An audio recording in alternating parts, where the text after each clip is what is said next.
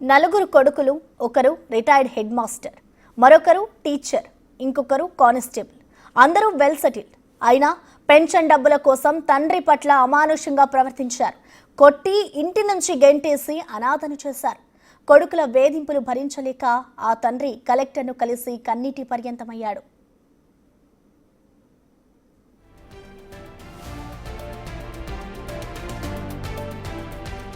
హన్మకొండ జిల్లా గూడూరుకు చెందిన Narayana retired teacher.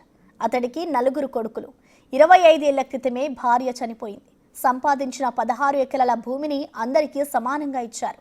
Pension డబ్బులతో జీవనం సాగిస్తున్నాడు. ప్రభుత్వ ఉద్యోగం చేస్తున్న ముగ్గురు కుమారులు పింఛన్ డబ్బులు ఇవ్వాలని డిమాండ్ చేశారు. అయితే అనారోగ్య సమస్యలు ఉన్నందున తాను ఇవ్వలేనని తెయ్యేసి చెప్పాడు. దాంతో అతన్ని ఇంటి నుంచి గెంటేశారు.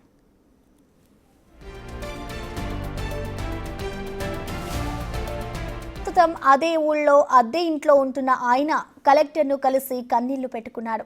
ఆస్తి పంచి ఇచ్చిన ఇంటి నుంచి గెంటేశారని ఆవేదన వ్యక్తం చేశాడు. నాకు నలుగురు కుమారులు.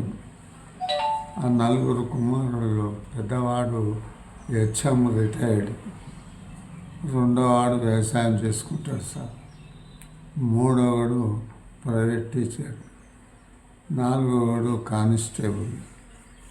వీళ్ళు నా భార్య చనిపోయి 25 సంవత్సరాలు అవుతాను. ఈ అంతకు ముందు నుంచి కూడా ఈ రెండో కుమారుడు వ్యవసాయం చేసుకునే వాళ్ళ పక్కనే నేను ఉంటాను సార్. అయితే మొన్నటి రోజున మా పెద్ద కుమారుడు వచ్చి నీ పెన్షను మాకు పంచి ఇవ్వాలి, నువ్వు ఒక 20,000 ఉంచుకొని మిగతా పైసలు మాకు ఇవ్వాలి అన్నాడు.